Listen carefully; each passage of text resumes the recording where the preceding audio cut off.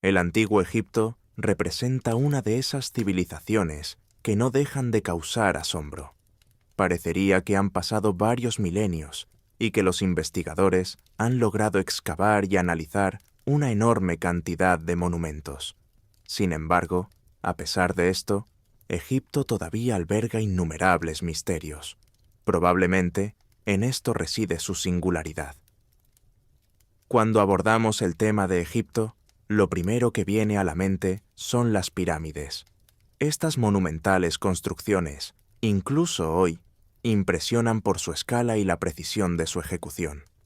El peso de cada bloque asciende a varias toneladas, y toda la estructura fue erigida con tal rectitud que los científicos aún debaten sobre los métodos utilizados para ello. Existen versiones oficiales e hipótesis alternativas, pero aún no hay una respuesta definitiva. Otro símbolo distintivo de Egipto es la Esfinge. La gigantesca estatua de piedra con cuerpo de león y rostro humano se alza en el desierto desde hace milenios. Se sabe que su creación data de la época del Reino Antiguo, pero las disputas sobre su edad no cesan hasta el día de hoy. Algunos creen que es considerablemente más antigua que la datación oficial. A esto se suman leyendas sobre túneles ocultos y cámaras secretas bajo la Esfinge que, según se afirma, aún no han sido descubiertas. No menos interés suscita el tema de las momias. Los antiguos egipcios dominaron el arte de preservar los cuerpos tan bien que, miles de años después, podemos estudiarlos casi sin rastros de deterioro. Sin embargo, la técnica de la momificación no ha sido completamente desvelada. En torno a algunos entierros se han formado historias sobre la maldición de los faraones y las misteriosas muertes de los arqueólogos que abrieron las tumbas. Un enigma aparte son los textos y símbolos dejados por los sacerdotes egipcios. Los jeroglíficos han sido descifrados, pero algunas imágenes y fórmulas siguen siendo objeto de debate. El libro de los muertos, o los llamados textos de las pirámides, nos muestran sus concepciones sobre la vida después de la muerte, pero mucho en estos textos permanece sin aclarar. Existe otra capa de misterios, los cultos y ritos religiosos. Los sacerdotes poseían conocimientos que no estaban al alcance de todos. La gente común realizaba rituales sencillos, pero los verdaderos secretos se guardaban en los templos, y solo nos han llegado de forma parcial. Por eso, el tema del sacerdocio y su poder sigue despertando un gran interés. Finalmente, Egipto mantiene su relevancia hoy en día porque los arqueólogos continúan haciendo nuevos descubrimientos.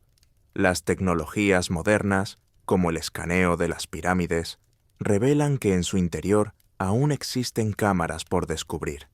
Esto significa que, incluso ahora, apenas estamos al comienzo del camino para desentrañar sus secretos.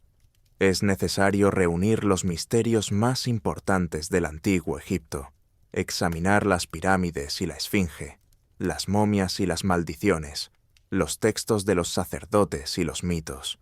Nos adentraremos en los templos, discutiremos los nuevos hallazgos y reflexionaremos sobre por qué Egipto sigue siendo un país de enigmas eternos. La Gran Pirámide de Keops se alza en la meseta de Giza desde hace más de 4000 años y sigue siendo uno de los monumentos más misteriosos de la antigüedad. Sus dimensiones asombran la imaginación incluso hoy. La altura original de la estructura alcanzaba casi 146 metros, y durante mucho tiempo fue la construcción más alta de la Tierra. Es difícil imaginar la escala de la construcción. Para erigir la pirámide se necesitaron más de 2 millones de bloques de piedra, cada uno con un peso promedio de 2.5 toneladas. Algunas piedras, utilizadas en cámaras internas especiales, podían pesar más de 50 toneladas.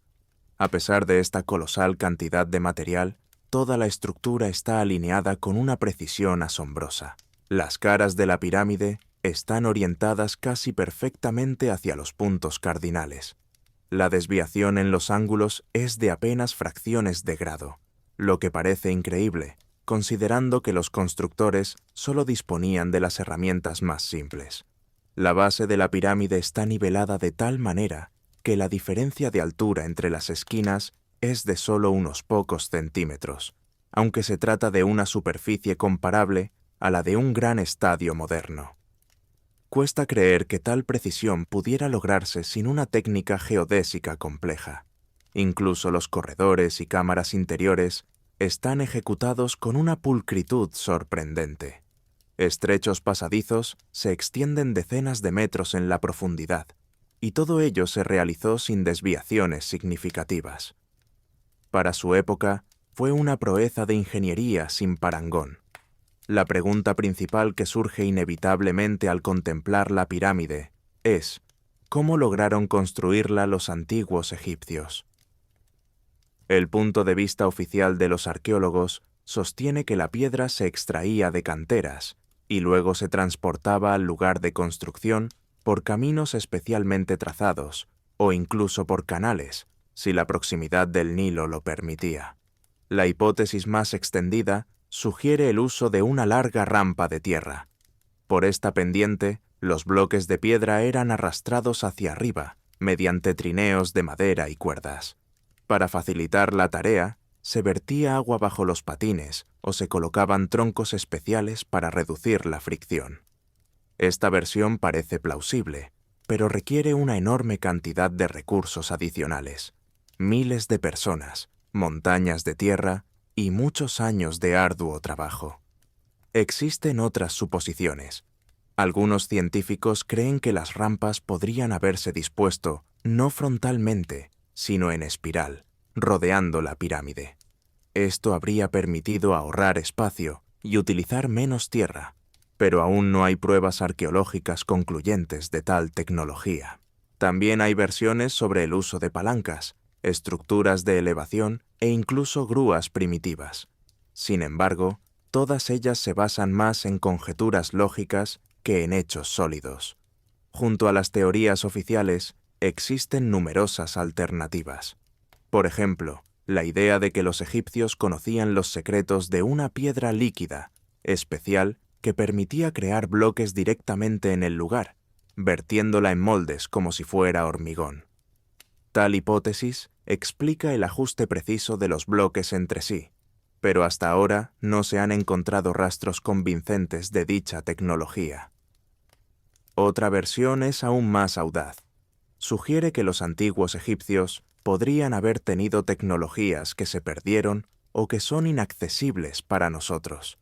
En este caso, la pirámide no sería simplemente una tumba, sino un objeto enigmático, creado con conocimientos que nos parecen imposibles para aquella época.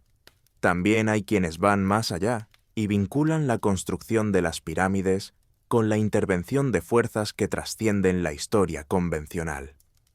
Estas hipótesis rara vez son tomadas en serio por los científicos, pero demuestran cuán intensamente la pirámide de Keops estimula la imaginación.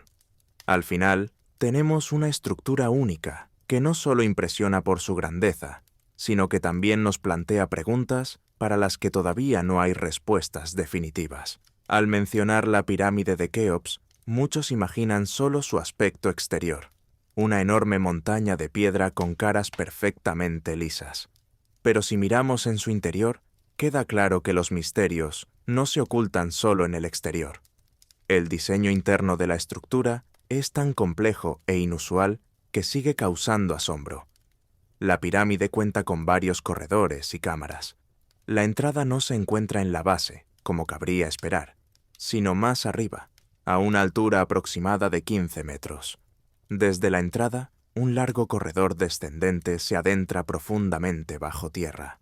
Termina en la llamada cámara subterránea, tallada directamente en la roca. Su propósito sigue siendo un enigma. Allí no se encontró ni sarcófago ni rastro alguno de entierro.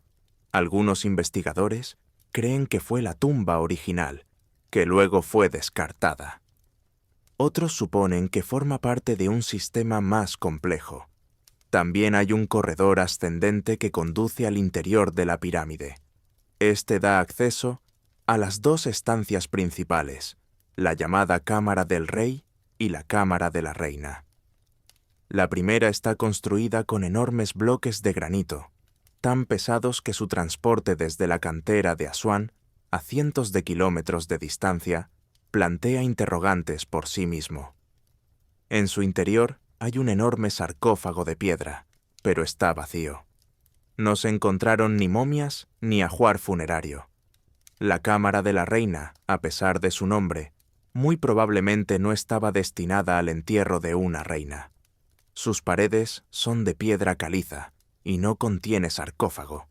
Pero lo más interesante de esta cámara son unos estrechos conductos que se adentran en el espesor de la piedra. Su anchura es de solo 20 miti y no están diseñados para el paso humano. Al principio se les llamó canales de ventilación, pero más tarde quedó claro que no llegan a la superficie y no pueden cumplir tal función. En los años 90 se introdujo un pequeño robot en uno de estos conductos. Recorrió decenas de metros y finalmente se topó con una losa de piedra con dos elementos metálicos, parecidos a manijas o bisagras. Daba la impresión de ser una pequeña puerta. A principios de los 2000, el robot perforó un orificio en la losa y descubrió detrás otro espacio vacío y una segunda losa. Desde entonces, las investigaciones posteriores se han pospuesto y todavía se desconoce qué ocultan estos pasadizos cerrados. Resulta de especial interés que los conductos estén orientados hacia estrellas concretas. Los investigadores han determinado que uno de los conductos de la Cámara del Rey apunta al cinturón de Orión, que en la mitología egipcia se asociaba con el dios Osiris. Otro está dirigido hacia Sirio, la estrella vinculada a la diosa Isis. Así, estos canales podrían haber conectado simbólicamente al faraón con los dioses. Resulta que el diseño interno de la pirámide tenía un significado no solo práctico, sino también religioso. Tales detalles nos hacen pensar. Quizás la pirámide era algo más que una simple tumba. Esto precisamente se convirtió en la base de la hipótesis sobre el propósito energético de la pirámide de Keops. Sus partidarios creen que las formas y proporciones de la estructura no fueron elegidas al azar. La pirámide está perfectamente orientada a los puntos cardinales. Su altura y la longitud de su base se relacionan con el número pi, así como con las proporciones del globo terráqueo. Las coincidencias son tan exactas que dan la impresión de un diseño deliberado. Algunos investigadores proponen que la pirámide podría haber servido como una especie de generador o acumulador de energía.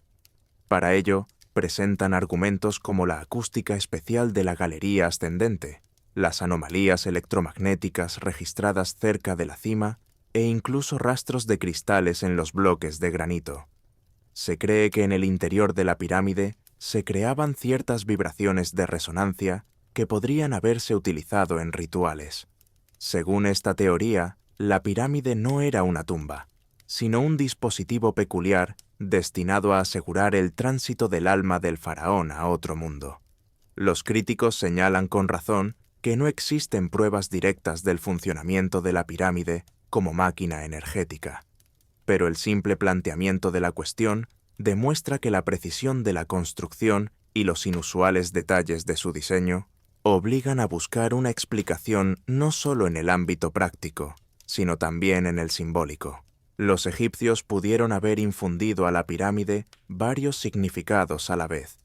Para ellos, la forma de la pirámide simbolizaba los rayos del sol convergiendo en un punto. Quizás así representaban la conexión entre el rey terrenal y la deidad Ra. Entonces, los conductos orientados a las estrellas y las cámaras interiores podrían haber sido parte de un sistema ritual que ayudaba al alma del faraón difunto a unirse con el mundo de los dioses. Hoy, milenios después, solo podemos especular. Pero una cosa es segura: el diseño interior de la pirámide de Keops y sus enigmáticos conductos no fueron casuales. Crean la sensación de que los constructores perseguían un objetivo que aún no hemos comprendido del todo. Y es precisamente esto lo que convierte a la pirámide no solo en una maravilla arquitectónica, sino en un enigma sobre el cual la humanidad seguirá reflexionando durante muchos años. Si nos centramos únicamente en la pirámide de Keops, es fácil perder de vista el contexto más amplio. La Gran Pirámide no surgió de la nada. Fue precedida por un largo camino de búsqueda, pruebas y errores. Y es en estas construcciones tempranas donde vemos cómo la arquitectura egipcia evolucionó y cambió. Las pirámides de Zoser y Meidum pueden parecer menos impresionantes en comparación con el gigante de Keops, pero albergan misterios no menos importantes. Nos ayudan a comprender de dónde surgió la idea misma de la pirámide y cómo los constructores llegaron a su forma clásica. La pirámide de Zoser, en Saqqara, apareció en el siglo XX-XVII a.C. y es considerada la primera pirámide real de Egipto. Antes de eso, los faraones eran enterrados en mastabas, tumbas rectangulares bajas de adobe. El arquitecto Imhotep decidió cambiar esta tradición. Aumentó la escala de la construcción y comenzó a superponer una mastaba sobre otra, disminuyendo gradualmente el tamaño de los niveles superiores. Así surgió la forma escalonada de más de 60 metros de altura. Para su tiempo, fue una construcción colosal, sin análogos. El complejo de Zoser no se limitaba a la pirámide. Incluía palacios, templos, patios y un muro de cerramiento de casi 1,5 kilómetros de largo. Muchos elementos eran simbólicos. Edificios con puertas falsas, imitaciones de viviendas que en realidad no se usaban. Todo esto no tenía un valor práctico, sino que reflejaba la concepción egipcia del más allá y el poder del rey. El complejo en sí funcionaba como una especie de modelo del cosmos, con la pirámide como centro. La parte subterránea de la estructura es especialmente interesante. Debajo de la pirámide se excavó una red de corredores y salas con una longitud total de más de 5 kilómetros. Algunas de estas estancias están revestidas con azulejos de fayenza azul, que creaban una impresión de lujosa decoración. Allí también se encontraron miles de vasijas de piedra con los nombres de gobernantes de dinastías anteriores. Es posible que fueran trasladadas allí intencionadamente para vincular a Zoser con sus antepasados y mostrar la continuidad del poder. Pero, ¿para qué se necesitaba un sistema subterráneo tan ramificado? No está del todo claro. Algunos eruditos creen que era un depósito para el ajuar funerario. Otros ven en él un palacio simbólico del más allá, donde el faraón continuaba su existencia después de la muerte. De cualquier modo, el laberinto subterráneo sigue siendo una de las características más enigmáticas del complejo. La pregunta principal que surge al observar la pirámide de Zoser es: ¿de dónde obtuvieron los egipcios de repente tales habilidades? Antes construían con ladrillo, y aquí vemos una estructura monumental de piedra, con bloques cuidadosamente trabajados. Da la impresión de que ya en su primer intento alcanzaron un nivel asombrosamente alto. No vemos una acumulación gradual de experiencia, sino que nos encontramos de inmediato con una escuela de arquitectura, en piedra, ya formada. Es un salto cualitativo cuyo origen no se ha explicado completamente. Si Zoser marca el comienzo de la tradición piramidal, la pirámide de Meidum refleja la siguiente etapa. Hoy parece una enorme torre con laderas derrumbadas, por lo que a menudo se la llama la pirámide derruida. Los eruditos debaten cuándo ocurrió exactamente el colapso. Según una versión, el revestimiento se derrumbó durante la construcción, y la pirámide nunca se terminó. Según otra, la destrucción ocurrió siglos después, cuando fue sometida a la erosión o utilizada como cantera. La pirámide de Meidum es especialmente importante, porque se cree que fue aquí donde se intentó por primera vez convertir una estructura escalonada en una lisa. En su núcleo se aprecian rastros de la forma escalonada, pero fue cubierta con un revestimiento que debía crear una pendiente uniforme. Fue un paso audaz que más tarde se convertiría en la norma para todas las pirámides clásicas. Si es así, Meidum puede considerarse el primer experimento real en la transición hacia la forma correcta. No menos interesante es la parte interna de la estructura. Contiene una de las primeras cámaras funerarias sobre el nivel del suelo, cubierta con una bóveda de aproximación de hiladas. Este método de cubierta permitía reducir la carga sobre el techo y fue un avance técnico para la época. Más tarde, una solución similar se utilizaría en la pirámide de Keops, pero para Meidum fue una de las primeras experiencias, por lo que la cámara misma parece una etapa intermedia en el desarrollo de la arquitectura. Hay otra peculiaridad. A diferencia de Giza y Saqqara, alrededor de la pirámide de Meidum apenas hay rastros de vida activa. Normalmente, junto a las tumbas reales, aparecen mastabas de la nobleza, asentamientos de trabajadores y cementerios de artesanos. Aquí apenas vemos esto. Esto sugiere que la pirámide pudo haber sido abandonada en la antigüedad o que perdió su importancia por razones desconocidas. Estamos acostumbrados a percibir las pirámides como el culmen del arte de la ingeniería de Egipto, pero junto a ellas se encuentra otro monumento no menos enigmático, la Gran Esfinge. Si las pirámides asombran principalmente por su tamaño y precisión, la Esfinge es más bien una pregunta muda, tallada en piedra. Su apariencia parece invitarnos a observar y preguntarnos de dónde vino, cuántos años tiene y qué querían decir exactamente sus creadores. La estatua está situada en el extremo oriental de la meseta de Giza, mirando hacia el este, donde sale el sol. Su longitud es de unos 73 metros y su altura de casi 20 metros. Es una de las estatuas monolíticas más grandes del mundo.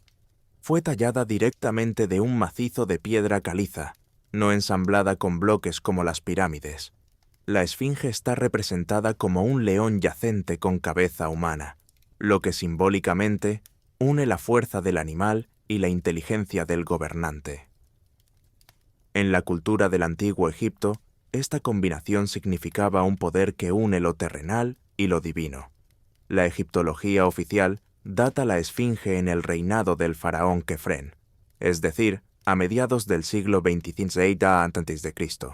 Esto se apoya en su ubicación. Se encuentra justo delante del camino que lleva al complejo del templo de Kefren. Es lógico suponer que fue este faraón quien ordenó su talla. Además, los fragmentos conservados del rostro muestran cierta similitud con otras estatuas de Kefren. Este es el principal argumento a favor de la datación tradicional. Pero aquí surge el llamado problema de la edad. El caso es que la superficie de la esfinge presenta huellas de deterioro que son difíciles de explicar únicamente por el viento y la arena. En su cuerpo, especialmente en el muro que la rodea, se aprecian surcos verticales y ondulados. Se asemejan a las marcas que deja el agua de lluvia al escurrirse por la piedra blanda. Fue en esto en lo que reparó el geólogo Robert Schoch a finales del siglo XX. Él supuso que la esfinge fue tallada mucho antes, en una época en que en Egipto había lluvias abundantes, y tal clima existió allí milenios antes de la fecha oficial, no más tarde del 8º o incluso 10º milenio antes de Cristo. Si esta hipótesis es correcta, resulta que la esfinge es más antigua que las pirámides y pertenece a una época completamente diferente. Esto cambia radicalmente nuestra comprensión de la historia de Egipto. En tal caso, sus creadores vivieron en un período prehistórico, del que apenas tenemos testimonios escritos. Esto significaría que existió una cultura capaz de realizar proyectos tan grandiosos, pero de la cual no quedaron más rastros que esta escultura. Los críticos de esta versión presentan sus propios argumentos. Señalan que la piedra caliza de Giza es muy heterogénea. Unas capas son más densas, otras más blandas. El viento y la arena pueden causar diferentes grados de erosión, lo que crea la impresión de surcos verticales. Además, las fluctuaciones de temperatura entre el día y la noche también podrían haber contribuido al deterioro de la superficie. Los partidarios de la datación tradicional recuerdan que alrededor de la Esfinge hay templos y caminos que, sin duda, pertenecen a la época de Kefren. Es lógico pensar que todo esto se creó como parte de un único proyecto. Sin embargo, la cuestión sigue abierta. Las huellas de erosión son realmente inusuales, y muchos geólogos confirman que parecen de origen hídrico. Pero el contexto arqueológico apunta a una época más tardía. Por lo tanto, algunos eruditos ven en la Esfinge la confirmación de una civilización prepiramidal, mientras que otros la consideran simplemente el resultado de una larga exposición al desierto. Cabe subrayar que, en cualquier caso, la Esfinge no es solo una estatua, sino una construcción rodeada de demasiados enigmas. Incluso si realmente data de la época de Kefren, queda la pregunta: ¿por qué fue necesario tallar una figura tan gigantesca que requirió meses, si no años, de trabajo? ¿Por qué se hizo precisamente con forma de león con rostro humano? ¿Y por qué no aparecieron en Egipto decenas de esfinges similares si la idea era tan importante? A todas estas preguntas aún no hay respuestas convincentes. Tras hablar de la edad y la erosión de la Esfinge, es imposible no mencionar otra capa de misterios que rodea a esta estatua. Se trata de las leyendas sobre salas secretas y pasadizos subterráneos. Existen desde hace mucho tiempo y se alimentan tanto de antiguas tradiciones como de la impresión que la Esfinge produce con su aspecto. Ya en las crónicas árabes medievales se pueden encontrar menciones a puertas ocultas que conducen a las profundidades bajo la estatua. Los autores escribían que allí se encontraban riquezas y conocimientos dejados por los antiguos. En el siglo XIX, cuando los viajeros y arqueólogos europeos comenzaron a explorar activamente Egipto, los rumores sobre cámaras secretas se intensificaron.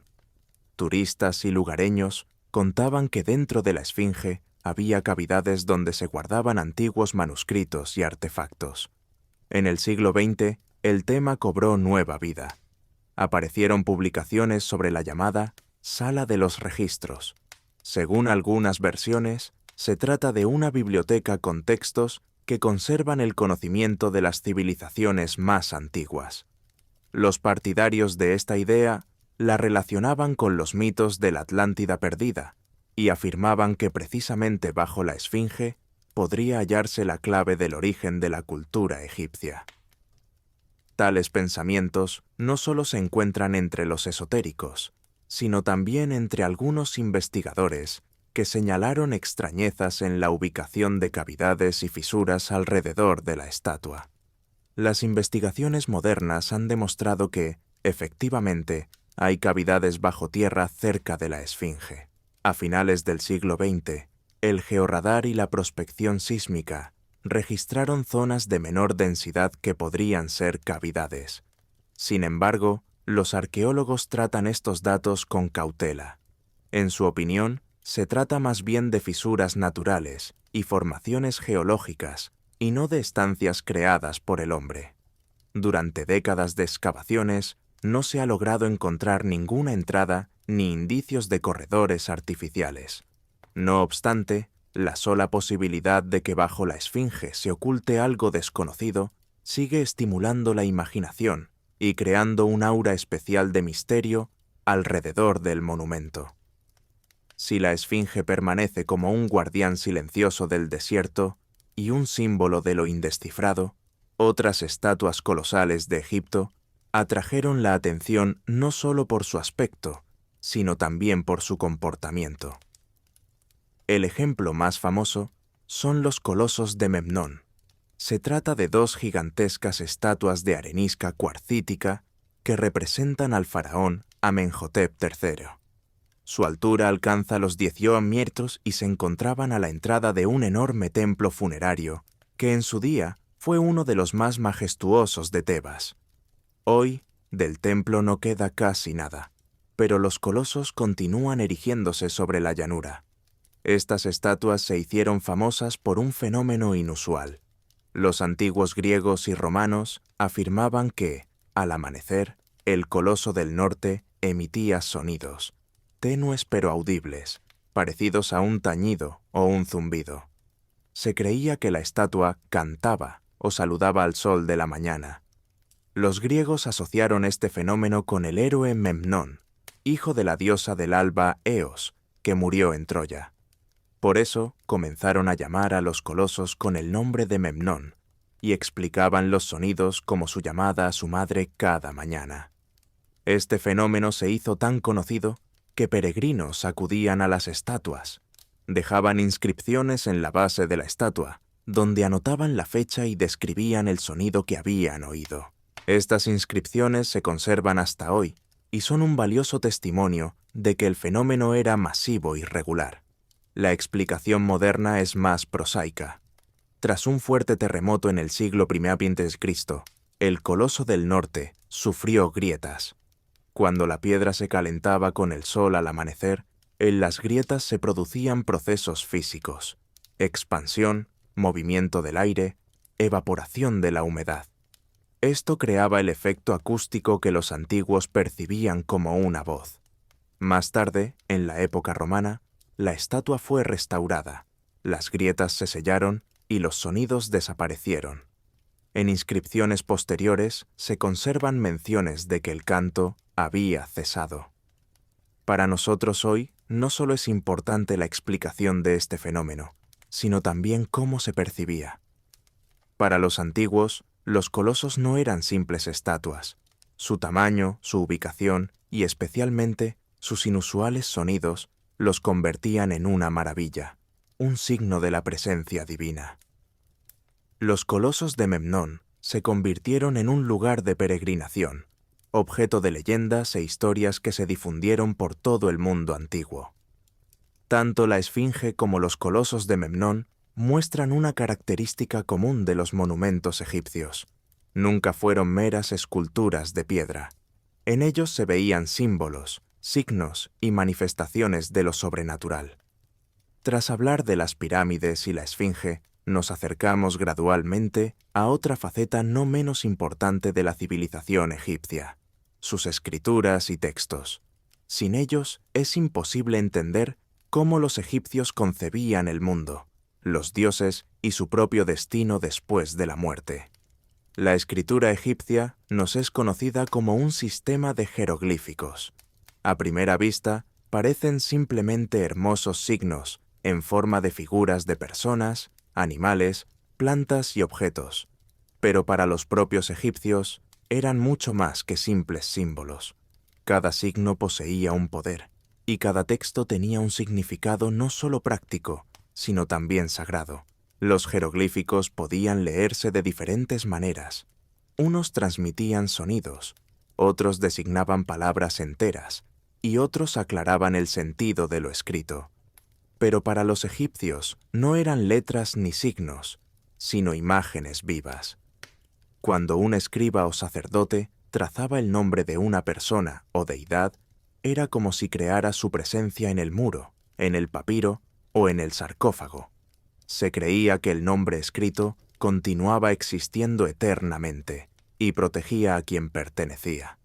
Por eso, destruir un nombre en un muro equivalía a destruir la memoria de una persona. Precisamente por ello, los nombres de los enemigos se raspaban o borraban, mientras que los de los faraones se enmarcaban en cartuchos ovalados que los protegían simbólicamente de cualquier daño. Incluso en tumbas sencillas encontramos inscripciones con un doble sentido. Por un lado, relatan la vida del difunto, su familia y sus méritos. Por otro, actúan simultáneamente como una fórmula mágica destinada a ayudar al alma a alcanzar la existencia eterna. No es casualidad que los egipcios escribieran las palabras importantes con tinta roja. Este color subrayaba su poder y su estatus especial. Para ellos, un texto no era solo información, sino una acción que tenía poder en el más allá. Un lugar especial ocupan los llamados textos de las pirámides. Son los textos religiosos más antiguos, conocidos por la humanidad. Aparecieron en la época del Reino Antiguo, alrededor del siglo XXIV a.C. Estas inscripciones se tallaban directamente en las paredes de las cámaras interiores de las pirámides reales, comenzando por la pirámide del faraón Unas en Saqqara. Los textos de las pirámides son una colección de encantamientos, oraciones y fórmulas mágicas. Su único propósito era asegurar al faraón una transición exitosa al más allá. Describían detalladamente cómo el alma del rey debía superar pruebas, ascender al cielo y unirse a los dioses. Algunas fórmulas lo enviaban hacia el sol para que navegara eternamente por el cielo junto al dios Ra. Otras vinculaban su destino con Osiris, el dios de la muerte y la resurrección. Describían un camino en el que el alma encontraba obstáculos y enemigos, y cada encantamiento era una llave que abría el paso siguiente. El estilo de estos textos era particular. A menudo repetían las mismas frases, porque para los egipcios la repetición múltiple potenciaba la acción. En los textos se encuentran imágenes que nos parecen extrañas. Por ejemplo, el rey absorbe los poderes de los dioses o devora sus corazones. No se trata de crueldad en sentido literal, sino de una expresión figurada de que el faraón asimila toda la fuerza divina y se convierte en parte de la eternidad. Es importante entender que los textos de las pirámides no eran meras inscripciones, sino parte de todo un ritual. Se ubicaban en diferentes lugares, en las paredes de las cámaras, en los techos, en los corredores. Se creía que la propia disposición del texto tenía un significado. Los techos a menudo se cubrían con imágenes de estrellas, y junto con las fórmulas escritas, creaban un cielo simbólico por el que el alma debía ascender. Para nosotros, hoy en día, estos textos tienen un valor inmenso. No solo son los escritos religiosos más antiguos, sino también una fuente crucial de conocimiento sobre las creencias de los egipcios. Pero incluso ahora, su contenido no siempre está del todo claro. El lenguaje de los textos es muy antiguo. Muchas palabras solo aparecen en ellos, y no siempre es posible traducir su significado con precisión. En los rituales seguramente había movimientos, aromas de incienso, música, todo aquello que el texto no recoge y que solo los sacerdotes entendían. Por lo tanto, los investigadores pueden leer estos textos, pero la sensación de misterio persiste. Los textos de las pirámides sentaron las bases para todo lo que vino después. De ellos surgieron los textos de los sarcófagos, que comenzaron a escribirse no solo para los faraones, sino también para la nobleza, y más tarde fueron reelaborados en el llamado Libro de los Muertos, una colección de encantamientos que se transcribían en papiro y se colocaban en la tumba con el difunto. Pero fueron los textos de las pirámides el inicio de esta tradición que, en gran medida, definió toda la cosmovisión de los egipcios. Tras los textos de las pirámides y los textos de los sarcófagos, en la cultura egipcia se formó un nuevo compendio de fórmulas para el más allá, lo que hoy llamamos el Libro de los Muertos. Para los antiguos egipcios, no era el título de un libro en el sentido que le damos hoy, sino una especie de colección de fórmulas para salir al día. Así se denominaba el rollo ritual completo que se escribía en papiro y se depositaba en la tumba junto al difunto. El objetivo era proporcionar al alma una instrucción detallada para todo su viaje después de la muerte. La idea en sí era simple. El más allá no es descanso y paz, sino un camino largo y difícil. El alma debía atravesar numerosas puertas, encontrarse con los dioses y someterse a su juicio. Cada obstáculo requería el conocimiento de fórmulas específicas, por lo que los textos del Libro de los Muertos se convirtieron en una especie de guía. Una de las partes más importantes del libro era la confesión negativa, o declaración de inocencia. En ella, el alma decía a los dioses: «No he robado, no he matado, no he engañado». La lista de pecados era larga, con varias decenas de puntos. De esta manera, el difunto demostraba su rectitud. Después de esto, tenía lugar el famoso juicio de Osiris. El corazón de la persona era pesado en una balanza contra la pluma de la diosa Maat, símbolo. Si, por el contrario, era ligero, la persona obtenía el derecho a entrar en la eternidad. El libro de los muertos era a la vez temido y venerado. Era temido porque mostraba cuántas pruebas había que superar. Recordaba a cada egipcio que incluso después de la muerte le esperaba una prueba, y que nada podía ocultarse a los dioses. Pero también era venerado, pues daba la esperanza de que, con los conocimientos y las fórmulas correctas, se podían superar todos los peligros. Para la familia del difunto, tal rollo no era un lujo, sino una inversión crucial en el futuro de su pariente. Por eso encontramos decenas de libros de los muertos, escritos en papiros, y todos ellos difieren ligeramente. Los textos se elegían según los encantamientos que se consideraban necesarios, pero ni siquiera una instrucción tan detallada contenía todo el conocimiento. Los sacerdotes dejaban deliberadamente una parte de los rituales y fórmulas solo para la transmisión oral. Creían que no todo podía confiarse a la escritura. Algunas prácticas secretas debían mantenerse en un círculo reducido de iniciados. De esta manera, se creaba una barrera entre los sacerdotes y la gente común. Aunque tuvieras un papiro, aunque conocieras los textos, siempre quedaba una parte de secretos no escritos que solo los servidores de los templos conocían. Esto confería a la religión una profundidad especial y preservaba la autoridad del sacerdocio. Para nosotros hoy, esto es una gran pérdida. Vemos los textos, pero sentimos que les falta algo, como si la llave estuviera escondida. Hay otro enigma. Incluso entre los textos que han llegado hasta nosotros, se encuentran símbolos que no comprendemos del todo. Muchos jeroglíficos se lograron descifrar tras el descubrimiento de la piedra de Rosetta, pero en los rollos religiosos hay signos e imágenes raras cuyo significado sigue siendo controvertido. A veces son criaturas extrañas, mitad humanas, mitad animales, que no aparecen en la mitología que conocemos de otras fuentes. A veces son símbolos que aparecen una sola vez y no tienen analogía. Probablemente, para los egipcios eran evidentes, porque pertenecían a su sistema de representaciones, pero para nosotros siguen siendo un misterio. Los eruditos ofrecen interpretaciones tentativas, pero no hay certeza absoluta.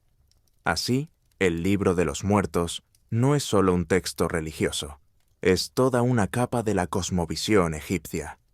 Muestra que la muerte no se percibía como un final, sino como una transición. Pero esta transición estaba llena de peligros.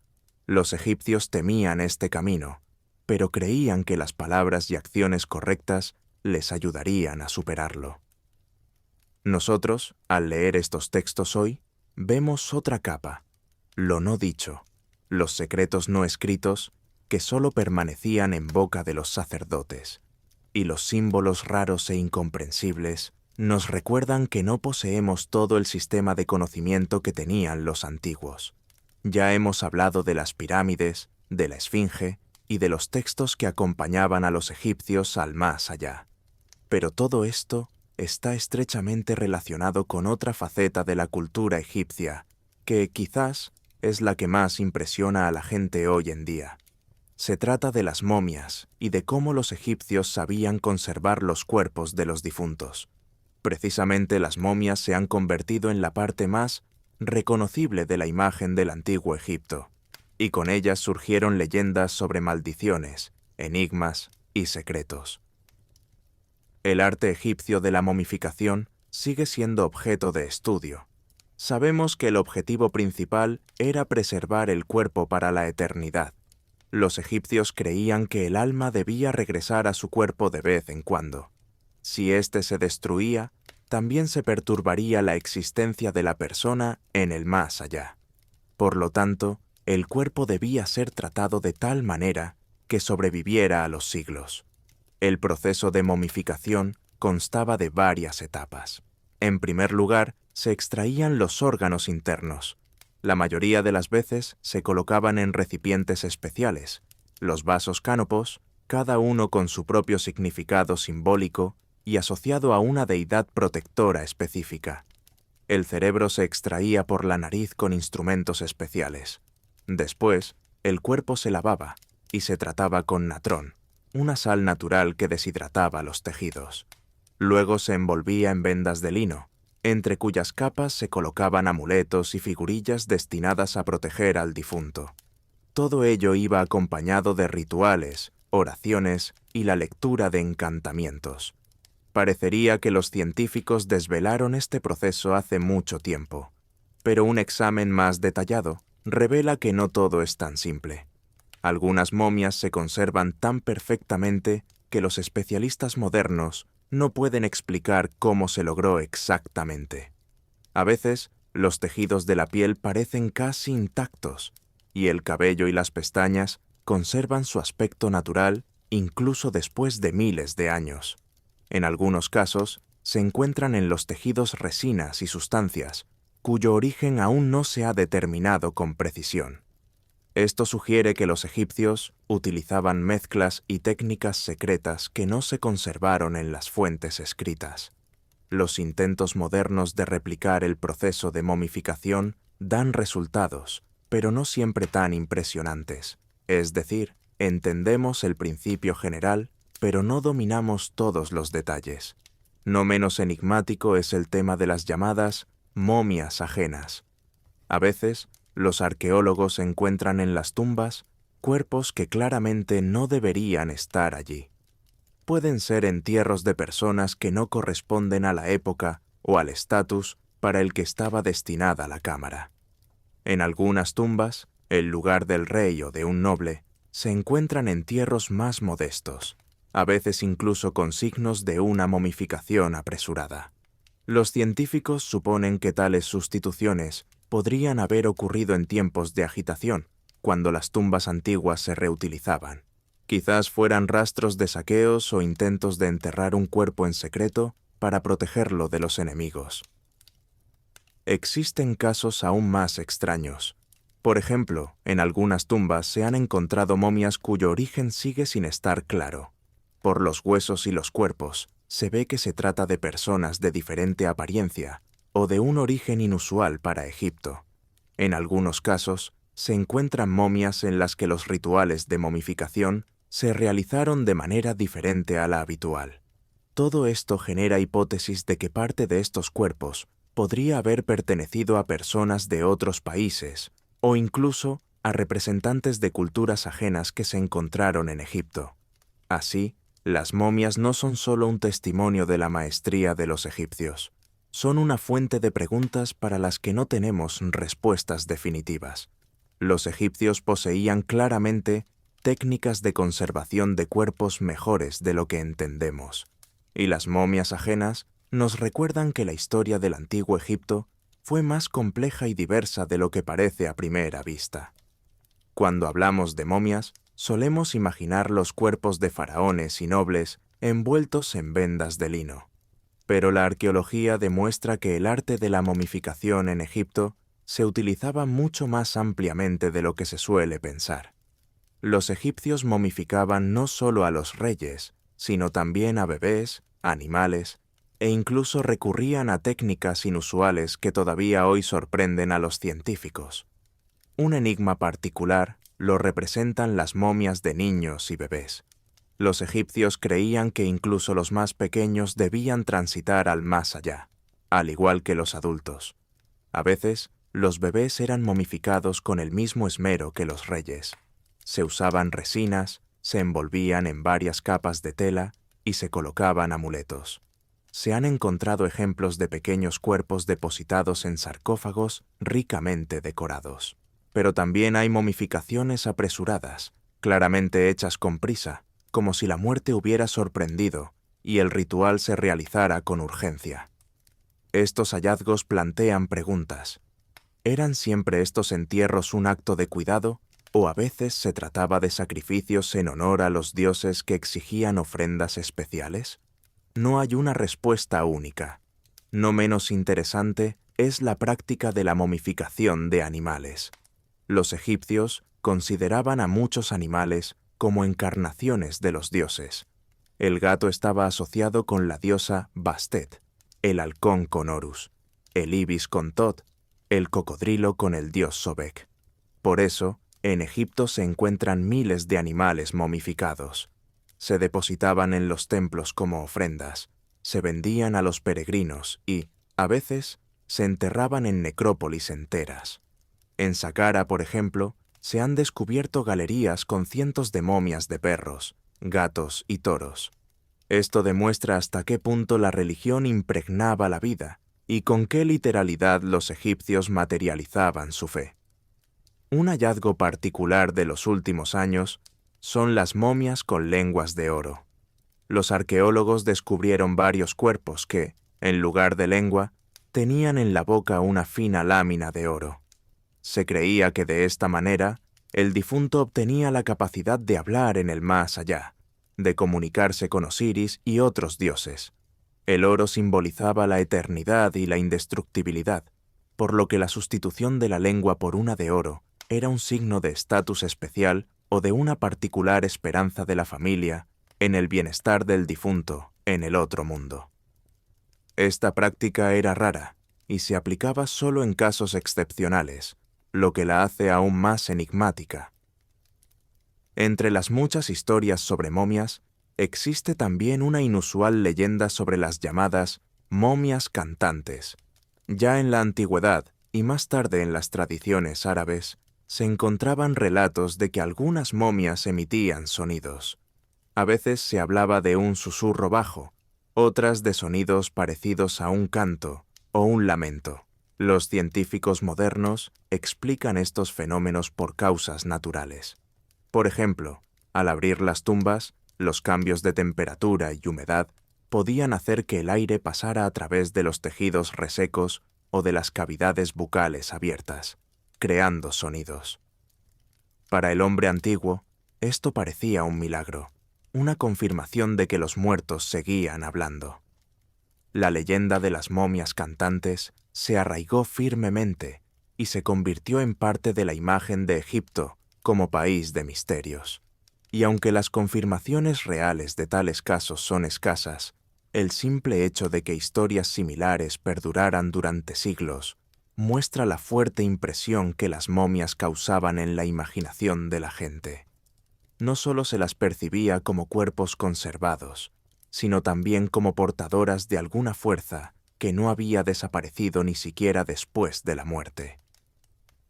El tema de la maldición de los faraones se ha convertido en una de las leyendas más famosas sobre el antiguo Egipto. Parece haber surgido por sí sola en torno a las momias, las tumbas y las excavaciones, aunque se basa en eventos bastante reales. Esta historia alcanzó su máxima fama tras el descubrimiento de la tumba de Tutankamón en 1922. El arqueólogo inglés Howard Carter, junto con su equipo, encontró la sepultura del joven faraón de la 18 dinastía que gobernó en el siglo XIV a.C. Hasta entonces, la mayoría de las tumbas reales en el Valle de los Reyes habían sido saqueadas en la antigüedad, pero el enterramiento de Tutankamón estaba casi intacto, y el hallazgo se convirtió en una sensación mundial. La máscara funeraria de oro, los sarcófagos, miles de objetos, todo ello demostró cuán rica y cuidadosamente se preparaba para la vida en el más allá, incluso a un joven gobernante. Sin embargo, poco después del descubrimiento, comenzaron a ocurrir sucesos que dieron origen al mito de la maldición. Lord Carnarvon, el rico aristócrata que financió la expedición, murió poco después por una septicemia. La causa fue, al parecer, una nimiedad, la picadura de un mosquito en la mejilla, que se infectó tras el afeitado. La muerte fue repentina, en pleno Cairo. Los periódicos se hicieron eco de la noticia y rápidamente la vincularon con la ira del faraón. Para aumentar el efecto, los periodistas comenzaron a escribir que en las paredes de la tumba supuestamente se había encontrado una inscripción de advertencia. La muerte alcanzará a quien perturbe el descanso del rey. En realidad, no existía tal inscripción, pero la leyenda resultó tan convincente que la gente la creyó. A partir de entonces, la atención sobre la maldición no hizo más que crecer. Se informó de otras muertes extrañas. Uno de los investigadores falleció de un ataque al corazón. Otro murió en un accidente de coche. Un tercero desarrolló inesperadamente una enfermedad sanguínea. En la prensa se fue creando la imagen de una cadena de desgracias que caía sobre quienes tuvieron relación con el descubrimiento de la tumba. Lo que reforzaba especialmente esta impresión era que muchos de ellos eran todavía relativamente jóvenes y llevaban una vida activa.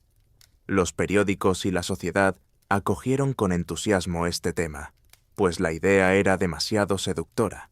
Antiguos faraones protegiendo su descanso a través de los milenios.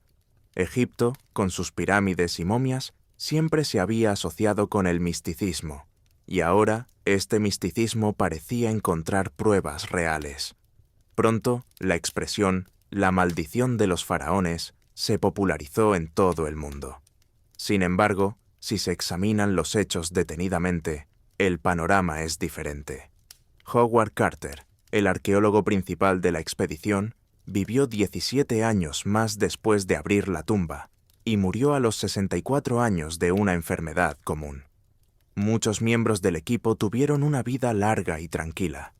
Resulta que la idea de una cadena de muertes fue en gran medida una exageración alimentada por los periodistas. Aún así, queda la pregunta de por qué precisamente la muerte de Carnarvon y algunos otros casos se convirtieron en la base de la leyenda.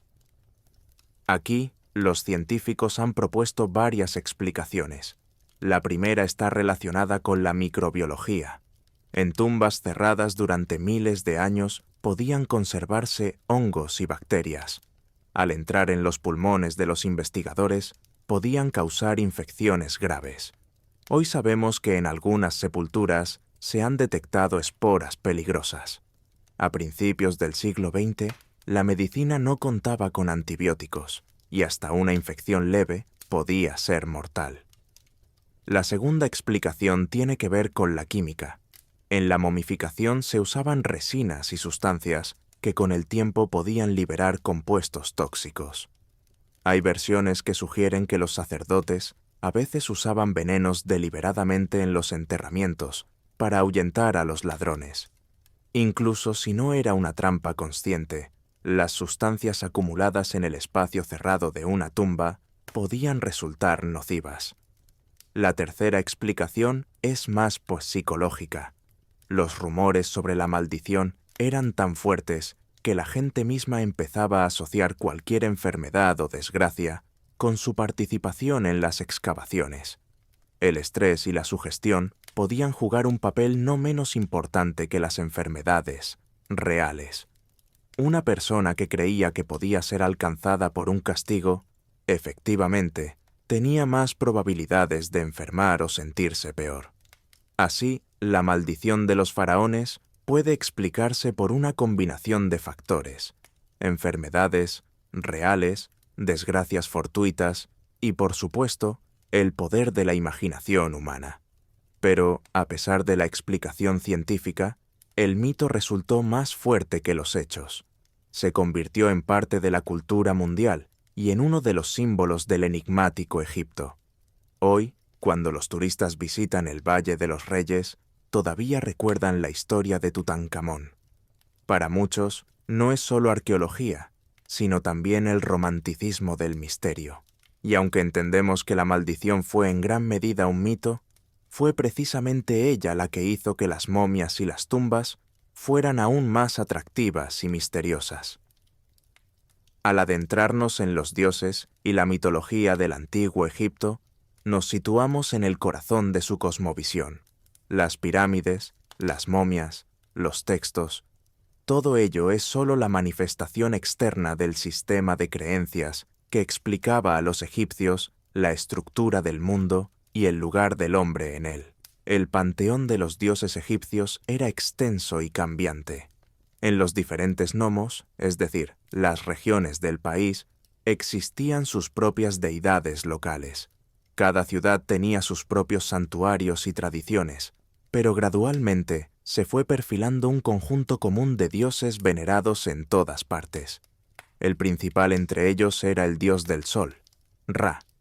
Los egipcios imaginaban que cada mañana él se levantaba del inframundo en su barca y navegaba por el cielo, otorgando a los hombres luz y vida. Por la noche, Ra regresaba al más allá, y allí luchaba contra el monstruo, Apophis, encarnación del caos y la oscuridad. Cada mañana, cuando el sol salía por el horizonte, los egipcios veían en ello la prueba de la victoria de Ra sobre las fuerzas de las tinieblas. El dios Horus personificaba el poder real. Se le representaba como un halcón o un hombre con cabeza de halcón. Los egipcios creían que cada faraón era la encarnación terrenal de Horus. Por lo tanto, el poder del rey tenía un fundamento no solo político, sino también sagrado. Un lugar especial ocupaba la diosa Isis. Simbolizaba la maternidad, el cuidado y el poder mágico. Su culto fue tan popular que más tarde se extendió mucho más allá de las fronteras de Egipto y se mantuvo incluso en la época del Imperio Romano. Se la representaba con un trono en la cabeza o con el niño Horus en brazos. Para los egipcios era un ejemplo de devoción y amor. Fue ella quien encontró y reunió las partes del cuerpo de Osiris para devolverlo a la vida. Anubis, el dios con cabeza de chacal, era considerado el patrón de la momificación y el guardián de los muertos. Era él quien acompañaba al alma al juicio del más allá y estaba presente en el pesaje del corazón. Su imagen aparece con frecuencia en los textos y pinturas funerarias. Para los egipcios, Anubis era la garantía de la correcta ejecución del ritual. Si todo se hacía según las reglas, el alma tendría una oportunidad para la eternidad. Pero lo que más influyó en la concepción de la muerte y la vida eterna fue el mito de Osiris. En él se reflejaban las ideas clave de la religión egipcia. Según la leyenda, Osiris fue un rey de Egipto, un gobernante sabio que enseñó a los hombres la agricultura, la artesanía y las leyes. Su hermano Set envidiaba su poder y urdió una conspiración. Hizo un hermoso cofre, a la medida exacta de Osiris, y lo ofreció como regalo a quien encajara perfectamente en él. Cuando Osiris se acostó en el cofre, Set y sus aliados cerraron la tapa, la sellaron con plomo y lo arrojaron al Nilo. Isis, esposa y hermana de Osiris, partió en su búsqueda. Encontró el cuerpo de su esposo, pero Set se enteró, lo descuartizó y esparció sus restos por todo el país. Isis, junto a su hermana Neftis, reunió todas las partes y con la ayuda de la magia y el apoyo del dios Tot, logró revivir temporalmente a Osiris. De su unión nació Horus, quien posteriormente se vengó de Set y se convirtió en el nuevo rey. Osiris, por su parte, no regresó al mundo de los vivos, sino que se convirtió en el señor del reino de Ultratumba y el juez de las almas. Este mito tiene varios niveles.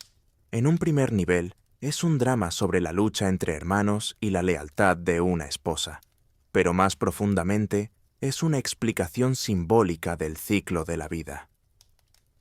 El cuerpo descuartizado y reunido de Osiris es la imagen del grano que muere en la tierra, pero luego germina y renace. Los egipcios, que vivían en una tierra donde la vida dependía por completo de la crecida anual del Nilo, veían en esto un paralelismo directo con la naturaleza. La muerte y el renacimiento eran parte de un ciclo eterno. Osiris se convirtió en un símbolo de esperanza. Cada egipcio creía que después de la muerte se convertiría en un nuevo Osiris. En los textos, a menudo encontramos fórmulas como fulano, un nuevo Osiris. Esto significaba que el difunto recorría el mismo camino, moría, pero luego renacía en el más allá para vivir eternamente. El mito de Osiris también explicaba por qué eran tan importantes la momificación y los rituales. Al preservar el cuerpo, Los egipcios repetían el acto de Isis, que reunió las partes de Osiris. Los encantamientos y textos en las tumbas ayudaban al alma a superar sus pruebas, al igual que a Osiris le ayudaron la magia y el apoyo de los dioses. El juicio de Osiris, donde se pesa el corazón, afianzó la idea de justicia. En el más allá, no solo importaba la fe, sino también cómo habías vivido tu vida. Así, el panteón de los dioses egipcios no era simplemente un conjunto de imágenes, proporcionaba un sistema de coordenadas a través del cual los egipcios entendían la vida y la muerte. Ra explicaba el cambio del día y la noche, Anubis, los ritos funerarios, Isis, el poder del cuidado y la magia, Osiris, la esperanza de la eternidad. Y fue precisamente el mito de Osiris el que se convirtió en el fundamento principal de las concepciones egipcias sobre el más allá. Tras el mito de Osiris, fueron precisamente Isis y Horus quienes se convirtieron en figuras centrales de la religión egipcia. Su culto no fue simplemente un complemento a la veneración de Osiris, se desarrolló como una fuerza independiente. Isis era percibida como la imagen ideal de esposa y madre.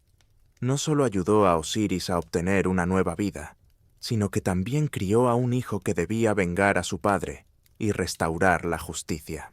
Su lealtad y su fuerza la hacían cercana a cada egipcio.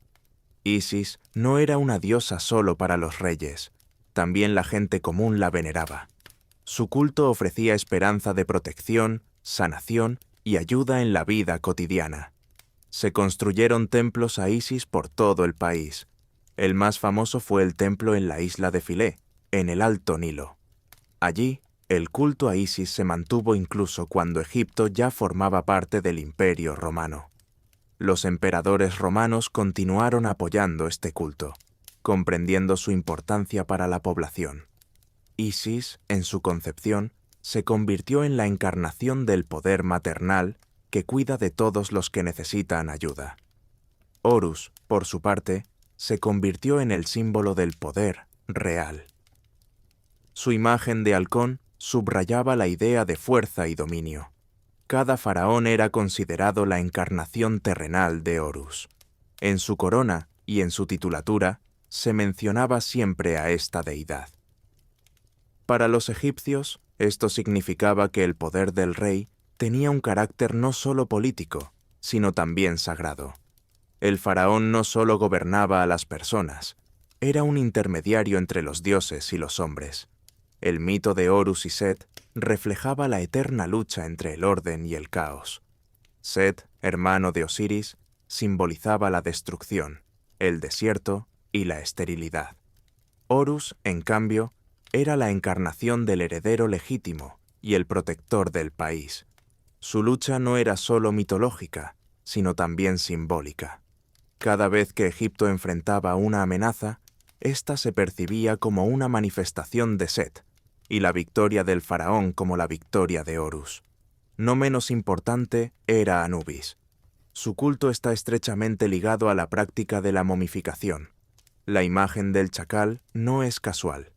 En la antigüedad, los chacales aparecían con frecuencia en los límites del desierto, donde se enterraba a los muertos.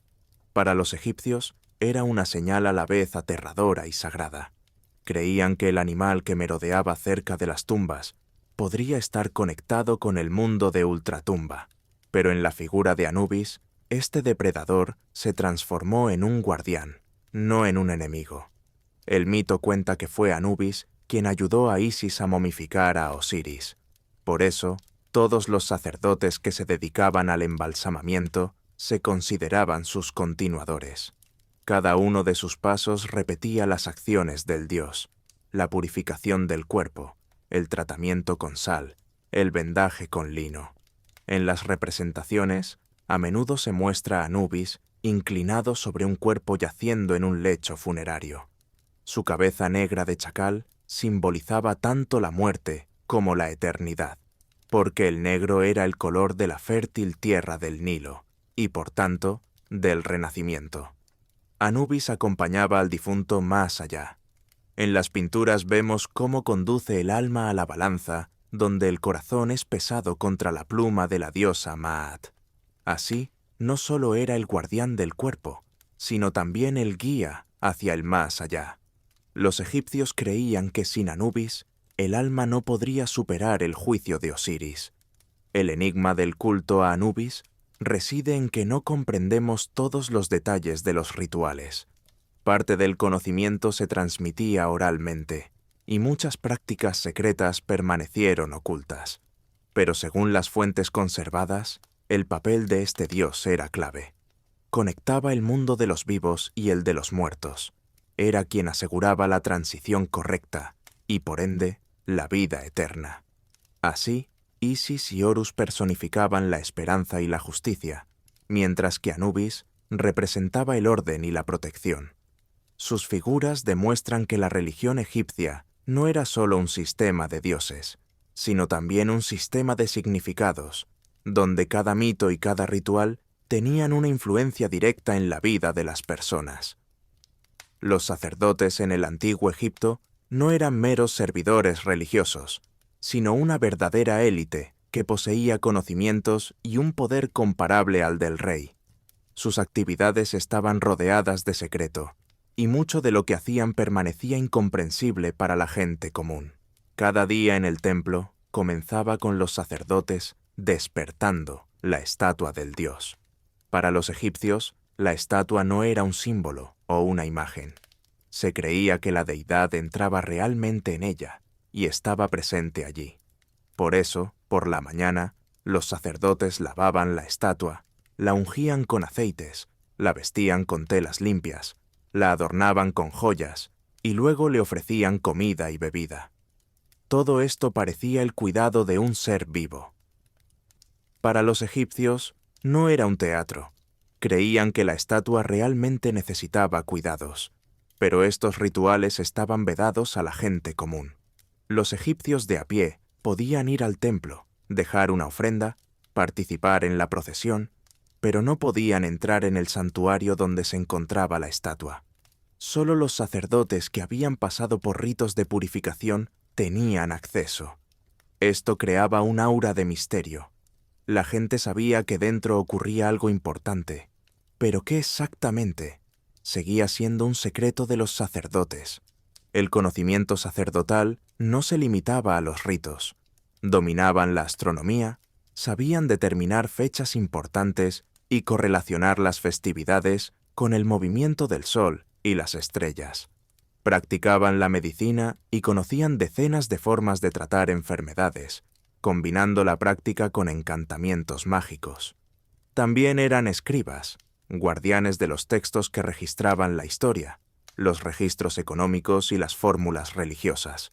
Pero la parte más valiosa del conocimiento era oral. Muchas palabras y acciones rituales se transmitían únicamente de maestro a discípulo. Eran secretos que no se confiaban a la escritura.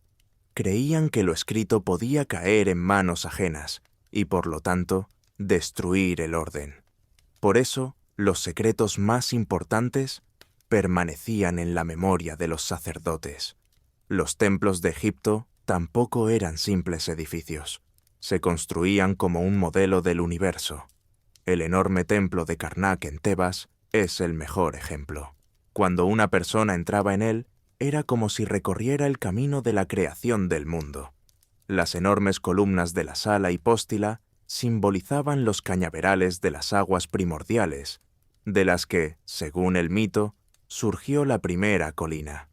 Los techos, pintados con estrellas, representaban el cielo, y las paredes, los mitos de los dioses y los reyes. Todo en el templo estaba diseñado para que quien entrara se sintiera dentro de un cosmos, donde el caos cede gradualmente al orden. En el templo de Luxor, el énfasis se ponía en la idea del poder real. Aquí se celebraban las fiestas de la renovación del rey, durante las cuales el faraón se unía a la imagen del dios y confirmaba su legitimidad. Cada relieve, cada inscripción, subrayaba que el poder del rey no era solo una realidad política, sino un don sagrado. Las personas que participaban en estas fiestas solo veían el lado externo: procesiones, música, sacrificios. Pero la parte interna de los rituales, que se realizaba en los santuarios, permanecía oculta. Era allí donde tenía lugar la recarga sacra del poder. Los significados ocultos de los templos son especialmente notables en su orientación. Muchos de ellos se construyeron de tal manera que su eje coincidía con la salida del sol en un día específico del año, generalmente en una festividad asociada con ese dios. Cuando los rayos del sol, a una hora determinada, penetraban en lo profundo del santuario e iluminaban la estatua, se percibía como la presencia directa de la deidad. Para los antiguos, esto era la prueba de que los dioses vivían realmente entre ellos. Así, los sacerdotes no eran solo ejecutores de rituales, eran los guardianes del conocimiento y los intermediarios entre los hombres y los dioses. Sus ritos, vedados a la mayoría, creaban una sensación de misterio y poder sagrado. Los templos en los que servían no eran meras construcciones de culto, sino modelos del universo, donde cada columna, cada inscripción y cada rayo de luz tenían un significado especial. Precisamente por eso, Egipto era percibido por sus habitantes como una tierra donde el mundo de los hombres y el de los dioses se entrecruzaban constantemente, y eran los sacerdotes quienes gobernaban esa frontera. Ya hemos hablado de los sacerdotes y de que muchos de sus conocimientos eran inaccesibles para los egipcios comunes. Pero aún más preguntas suscita el tema de las tecnologías perdidas.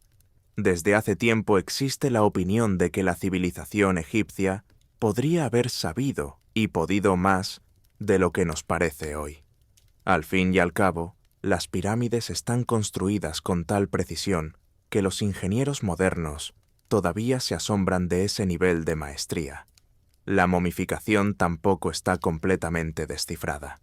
No es de extrañar que surja la tentación de suponer que los egipcios poseían conocimientos especiales que luego desaparecieron.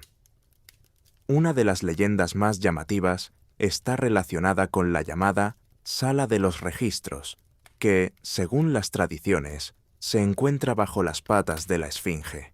Se cree que allí se guarda una biblioteca de textos antiguos, dejados por una civilización prehistórica, posiblemente incluso por los atlantes. Esta idea fue adoptada en su momento por escritores esotéricos de los siglos XIX y XX, y rápidamente ganó popularidad.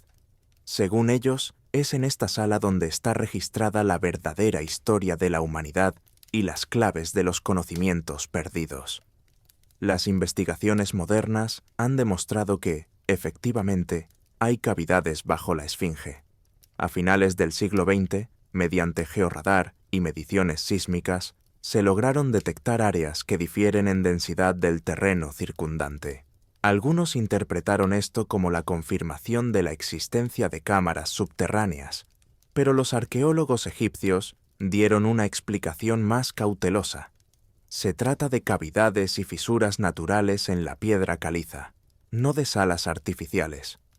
Las excavaciones en estos lugares aún no se han realizado, por lo que la cuestión sigue abierta. Pero el simple hecho de que cerca de la Esfinge realmente existan cavidades ocultas solo alimenta la leyenda. Además de los rumores sobre la sala de los registros, existen artefactos concretos que generan controversia. El ejemplo más conocido es un relieve en el templo de Hathor, en Dendera. En él se representan figuras sosteniendo extraños objetos, similares a vasijas ovaladas alargadas o lámparas. Del interior de estas formas sale una serpiente que se extiende hacia afuera. Algunos investigadores ven en esto un símbolo puramente religioso, la representación de la serpiente cósmica encerrada en un huevo, o la imagen del nacimiento de la luz. Pero los partidarios de versiones alternativas llaman a este relieve la lámpara de Dendera, y creen que representa un dispositivo eléctrico. ¿Por qué eléctrico? Porque la forma recuerda a una ampolla de vidrio dentro de la cual se retuerce un filamento en forma de serpiente. Las figuras junto a la imagen parecen sostener objetos similares a cables o soportes. Esta interpretación parece fantástica, pero es precisamente lo que ha hecho famoso al relieve, mucho más allá del mundo científico. La pregunta sigue abierta. ¿Era un símbolo mitológico complejo o el reflejo de algún conocimiento práctico perdido con el tiempo? Existen otros artefactos que a veces se asocian con tecnologías perdidas. Por ejemplo, en varios museos se pueden encontrar vasijas de piedra perfectamente trabajadas, datadas en la época del Reino Antiguo. Su superficie es tan lisa y su simetría tan precisa que parece que fueron hechas en un torno.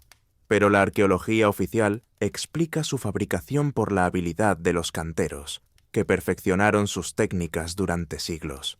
Todo esto genera un debate sobre dónde está la frontera entre las tecnologías reales de los egipcios y nuestras fantasías sobre el conocimiento antiguo. Los arqueólogos tienden a explicarlo todo con trabajo y experiencia, pero las imágenes y artefactos enigmáticos llevan a muchos a pensar que parte del conocimiento pudo haberse perdido u ocultado. Así, en las ideas sobre los conocimientos secretos de Egipto se entrelazan varios niveles. El primero son los logros reales que aún no comprendemos del todo. El trabajo preciso de la piedra, el arte de la momificación, la planificación de los templos y la orientación de las pirámides. El segundo son las leyendas como la Sala de los Registros, que quizás nunca se confirmen, pero que mantienen el interés. Y el tercero son las imágenes controvertidas como la lámpara de Dendera, que podrían ser símbolos o evidencias de que los egipcios sabían más de lo que pensamos. Cuando hablamos de los conocimientos secretos de Egipto, solemos imaginar de inmediato a los sacerdotes que dominaban rituales y recetas especiales. Pero parte de ese conocimiento podemos captarlo no solo a través de los textos, sino también de los hallazgos arqueológicos, de lo que han conservado las momias, los templos y los testimonios de autores griegos. La medicina egipcia ocupa aquí un lugar especial. Se han conservado papiros donde se describen detalladamente métodos para tratar heridas, quemaduras y fracturas.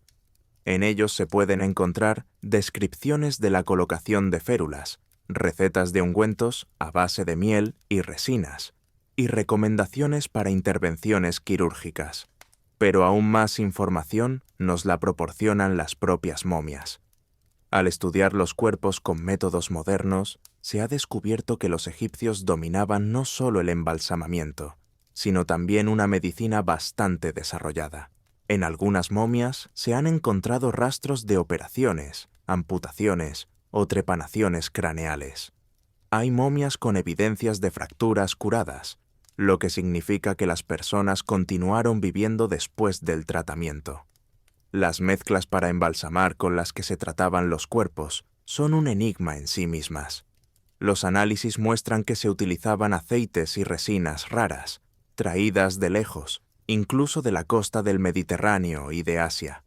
Algunas sustancias poseían fuertes propiedades antisépticas. Gracias a ello, los tejidos de los cuerpos se conservaron durante milenios. Los científicos modernos todavía no pueden replicar completamente todas las composiciones. Conocemos el proceso general: extracción de órganos, tratamiento con natrón, vendaje, pero las proporciones exactas y los ingredientes secretos se han perdido. Esto es precisamente lo que crea la sensación de recetas secretas que poseían los sacerdotes y que no se escribían, sino que se transmitían oralmente. De aquí surge el tema de las tecnologías perdidas. A veces, con esto no nos referimos a máquinas fantásticas, sino simplemente a prácticas que se perfeccionaron durante siglos, pero que desaparecieron junto con la civilización. Por ejemplo, la técnica de ajuste perfecto de los bloques de piedra o los métodos para trabajar rocas duras. Vemos el resultado, pero no vemos las herramientas que usaban los maestros. Lo mismo ocurre con la momificación. El resultado es asombroso, pero los detalles del proceso se nos escapan. No se trata necesariamente de alta tecnología en nuestro entendimiento, sino de conocimientos que hemos perdido. Sin embargo, la pregunta sigue abierta. ¿Tenían los egipcios realmente tecnologías que superaban el nivel disponible para ellos? ¿O es solo una impresión que nos surge al ver el resultado de su trabajo? La arqueología oficial se inclina por la segunda opción, pero la sensación de misterio permanece. La influencia de Egipto se extendió mucho más allá de sus fronteras. Para los griegos, Egipto era un país de antigua sabiduría. Heródoto escribió sobre las costumbres y prácticas religiosas egipcias, destacando su antigüedad. Pitágoras, según la leyenda, pasó años en Egipto estudiando las ciencias secretas con los sacerdotes. Más tarde, filósofos como Platón también hicieron referencia a las tradiciones egipcias. Los egipcios no solo dieron a los griegos imágenes de dioses y mitos, sino también concepciones sobre el alma y su destino después de la muerte. La idea de un juicio del alma, de pruebas tras la muerte y de una retribución tiene claros paralelismos en ambas culturas. No solo la filosofía, sino también los misterios religiosos de Grecia, como los de Eleusis, compartían rasgos con los ritos egipcios. Allí también existía un conocimiento secreto, accesible solo a los iniciados, y una simbología de renacimiento tras la muerte. Se podría decir que fue a través de Egipto que muchas de estas ideas penetraron en el mundo griego, y posteriormente se convirtieron en parte de la tradición espiritual occidental. Así, la medicina egipcia, las tecnologías perdidas y la influencia sobre los griegos son tres facetas de un mismo cuadro. Egipto fue una fuente de conocimientos prácticos que ayudaron a curar y preservar el cuerpo. Fue guardián de habilidades, algunas de las cuales ya no podemos reproducir, y fue un maestro para otras civilizaciones que tomaron de él ideas sobre el alma, la vida después de la muerte y la estructura del mundo. Hablando de los lugares enigmáticos de Egipto, es imposible no empezar por el Valle de los Reyes. Este lugar se ha convertido en un símbolo de tesoros ocultos y secretos que aún esperan ser descubiertos. El valle se encuentra en la orilla occidental del Nilo, frente a Tebas, y es aquí donde se enterraba a los faraones desde la 18 hasta la 27 dinastía. La decisión de abandonar las pirámides y pasar a las tumbas rupestres no fue casual. La experiencia del pasado demostró que las pirámides, por muy grandiosas que fueran, atraían con demasiada facilidad la atención de los ladrones. Ocultar una rica sepultura bajo miles de toneladas de piedra resultó imposible.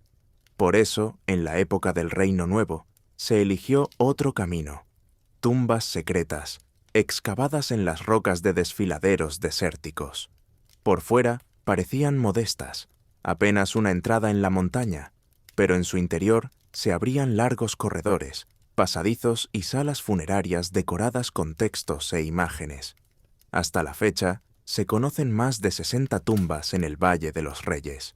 Entre ellas se encuentra la famosa KV-62, la tumba de Tutankamón, encontrada por Howard Carter en 1922. Se convirtió en la sensación del siglo XX, pero sigue siendo un misterio por qué precisamente la tumba de un joven rey quedó casi intacta, mientras que la mayoría de las demás fueron saqueadas en la antigüedad. Esto nos hace pensar cuántos enterramientos más se ocultan en las rocas. Las tecnologías modernas confirman que el valle alberga más de lo que vemos. Los georradares detectan anomalías bajo tierra que podrían indicar nuevas cavidades. Así, alrededor de la tumba de Tutankamón, desde hace varios años se debate si no se esconde junto a ella una cámara adicional. Si se realizaran tales hallazgos, podría convertirse en el descubrimiento arqueológico más sonado de los nuevos tiempos. Incluso las tumbas ya conocidas siguen llenas de enigmas. En algunas hay pasadizos laterales que conducen a estancias cerradas a las que aún no se ha accedido. ¿Por qué las dejaron selladas? ¿Son almacenes de repuesto, sepulturas secretas o simplemente habitaciones preparadas pero no utilizadas? Por ahora, hay más preguntas que respuestas. No menos interesante es el Valle de las Reinas, situado en las cercanías. Aquí se enterraba a las esposas e hijos de los faraones. Se conocen en total unas 80 tumbas, y muchas de ellas están decoradas con pinturas no menos impresionantes que las del Valle de los Reyes. Destaca especialmente la tumba de Nefertari, esposa de Ramsés II. Sus paredes están pintadas con escenas del Libro de los Muertos, con una viveza de colores tal que parece que los artistas acabaran de terminar su trabajo. Esta tumba es considerada una de las más bellas de Egipto, y nos da una idea de cuán rico era el mundo de las imágenes religiosas en esa época. Pero los misterios no se limitan solo a las tumbas. Recientemente, los arqueólogos descubrieron la llamada Avenida de las Esfinges, un camino de más de 3 kilómetros de longitud, pavimentado con losas de piedra. Conectaba los templos de Luxor y Karnak. Era por esta avenida por donde, durante las festividades, se transportaban las estatuas de los dioses en solemnes procesiones. Cientos de sacerdotes, músicos y bailarines participaban en estos desfiles, y a lo largo del camino se congregaba la gente para presenciar el acto sagrado. Esta avenida estuvo cubierta de arena y escombros durante miles de años, y solo fue descubierta en el siglo XXI. Ahora se puede ver casi en el mismo estado en que la recorrieron los antiguos egipcios. Para nosotros, no es solo un hallazgo arqueológico, sino también una oportunidad para entender cómo eran exactamente las fiestas religiosas y cuán estrechamente unían a toda la ciudad. El Valle de los Reyes y el Valle de las Reinas no son solo cementerios, sino complejos enteros de conocimientos sobre la vida y la fe de los egipcios. Muestran que las tumbas no eran simples lugares de entierro, sino una especie de libros donde las paredes narraban mitos y rituales. Y la Avenida de las Esfinges nos recuerda que Egipto no solo vivía de la muerte, sino también de fiestas en las que todos podían sentir la presencia de los dioses. Y con todo esto, entendemos que aún queda mucho por descubrir. Bajo tierra permanecen tumbas ocultas, y tras puertas selladas hace miles de años, podrían encontrarse nuevos secretos. Es como si Egipto guardara deliberadamente parte de sus secretos para revelarlos gradualmente, paso a paso. Abidos es uno de los santuarios más antiguos y venerados de Egipto. En la creencia egipcia, era aquí donde se encontraba la tumba de Osiris, y por eso el lugar se convirtió en un centro de peregrinación. Incluso, aquellos que no podían permitirse enterrar su cuerpo cerca de Abidos, intentaban dejar allí una estela o una vasija simbólica, para que al menos una parte de su memoria quedara en el lugar sagrado. Los arqueólogos han encontrado cientos de estas placas conmemorativas, con los nombres de egipcios comunes, que creían que, a través de su vínculo con Abidos, su alma estaría más cerca de Osiris y recibiría protección. Pero, al mismo tiempo, la ciudad está rodeada de un halo de misterio. En el templo de Seti I se conservan relieves que han generado numerosas controversias en nuestro tiempo. En una de las vigas se aprecian extraños contornos que a un observador moderno le recuerdan a un helicóptero, un tanque e incluso un submarino. Las imágenes existen realmente, y las fotografías de estos símbolos han dado la vuelta al mundo. Los partidarios de hipótesis alternativas lo llaman una prueba de altas tecnologías o incluso rastros de antiguos extraterrestres. Los egiptólogos lo explican de manera más sencilla. Estas figuras surgieron por la superposición de dos inscripciones. Primero se talló un texto en la piedra, luego se grabó uno nuevo encima, y con el tiempo, parte de los signos antiguos y nuevos se borraron. Como resultado, se formaron extrañas figuras que el ojo moderno percibe como contornos de tecnología. La explicación científica parece convincente, pero el efecto de estos símbolos inusuales es tan fuerte que siguen estimulando la imaginación. No menos enigmático es el Osireion, situado junto al templo de Seti I. Esta estructura subterránea difiere mucho de la arquitectura egipcia tradicional.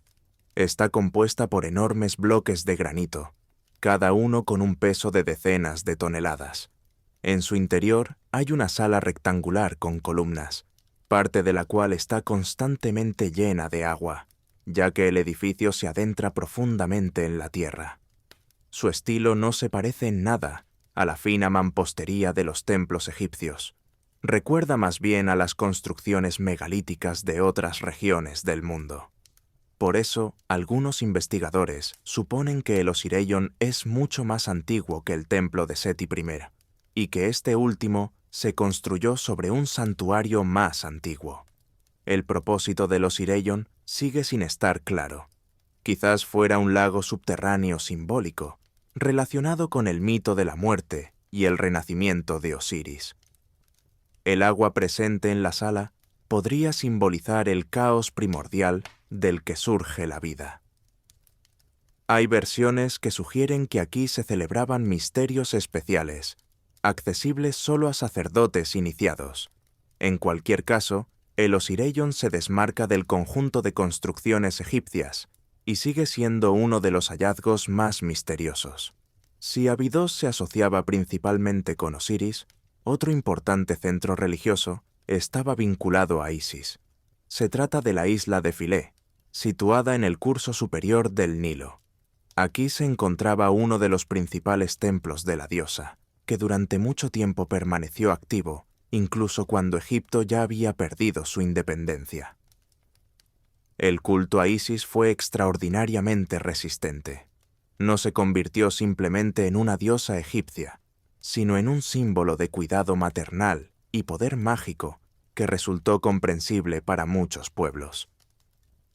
En las épocas helenística y romana, su culto se extendió mucho más allá de las fronteras de Egipto.